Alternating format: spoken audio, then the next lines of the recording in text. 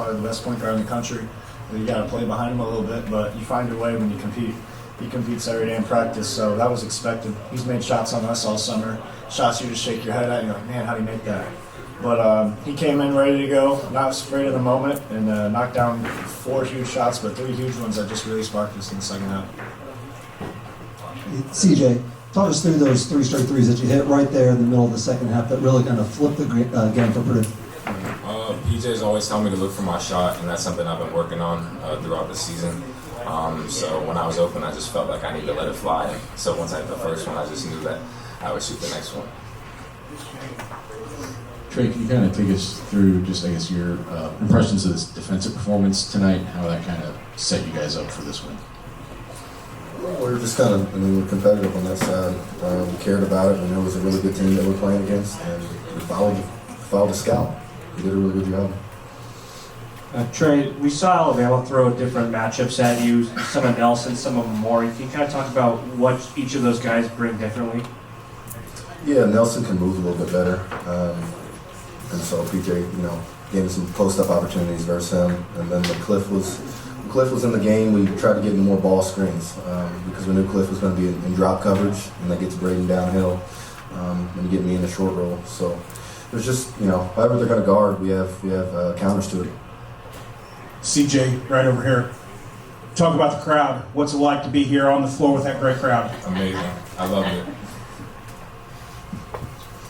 Trey, you just kind of touched on a little bit, but what was your guys' approach to manufacturing matchups? It seems like obviously you closed the game out at center, but before that, it seemed like you always had a pretty favorable situation. How did you manufacture those? Yeah, well, it's really based on what they were doing. It was really based on, for me specifically, who was guarding me, and then we kind of just, the plays go based on that. It wasn't anything special really. It was just picking out whatever they were doing and finding a counter to it. Fletcher, Matt said yesterday that your bench had to be better than Alabama's bench to kind of separate yourself in this game, and points-wise maybe not, but you got great contributions from Raleigh Burgess, from Caleb First, obviously CJ. How big was this maybe in terms of those guys providing that depth going forward now? Yeah, it's what's going to make us a great team. That's what's going to put us from not win the Big Ten, win the Big Ten. It's that simple. When you got games that deep into the season, Tuesday night games, we need everybody to step up. We need everybody to do their job. And that's what we emphasized all summer. We talked about it, but I don't know if guys really realize how important it is.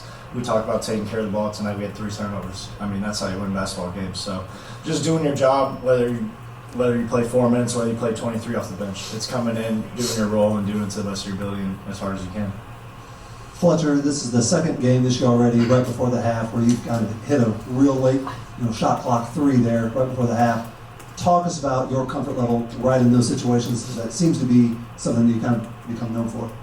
Yeah, it's just another shot. It's something that helps out a lot, giving momentum on our side, but it's also us just trying to get the ball and get a good shot for Purdue, whether it be a pull-up 3 or whether it be a layup. We're going to take what we're given. Trey, you guys shot 57% in the second half. Just talk about the change from the first half to the second half, being so successful from the floor in the second half. I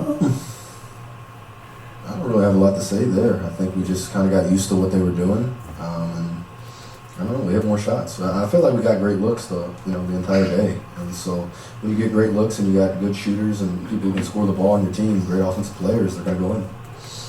Trey, it was a tough 26 for you. 23 shots. Just describe kind of you trying to get in rhythm, and sometimes they didn't go, and just kind of that interplay all night. Yeah, it was. There was a couple, especially in the first half, to begin the game. There was a couple shots that I shot that I thought I should have went down. But as the game went on, I thought it did. I was a little bit more efficient. So, Trey, they were starting to extend the rebounding margin.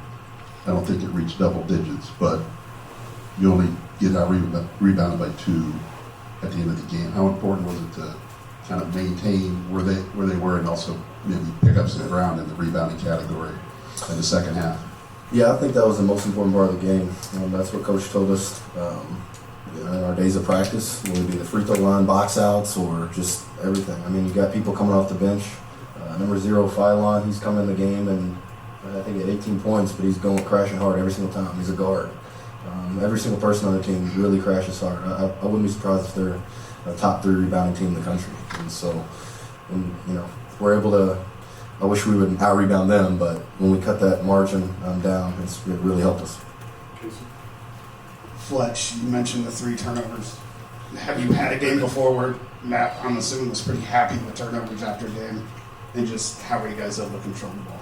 Yeah, he was excited. He smiled in the locker room.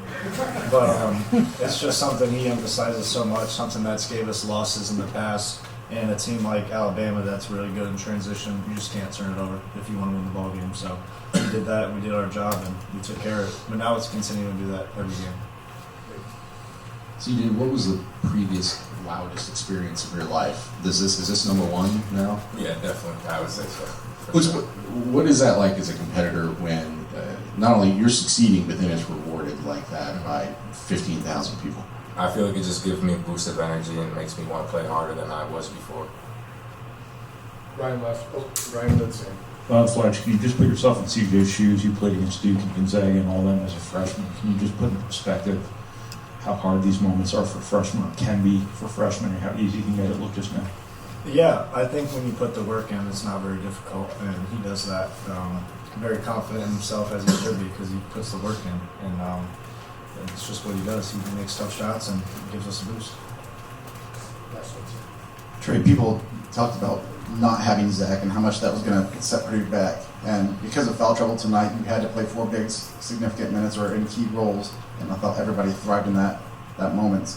How was Raleigh and even for I guess include Caleb in there, a guy who started in the past but didn't play a whole lot last year, really kind of realized there's going to be moments where they're needed and they have to step up and do that this season. Yeah, absolutely. I mean, you just said it. I mean, both of those guys came in and really gave us a boost. They always rebound, they always play hard, and both those guys are really good players. And so, to have those guys coming off the bench, that's how you can tell we're a really good team. Thank you, guys.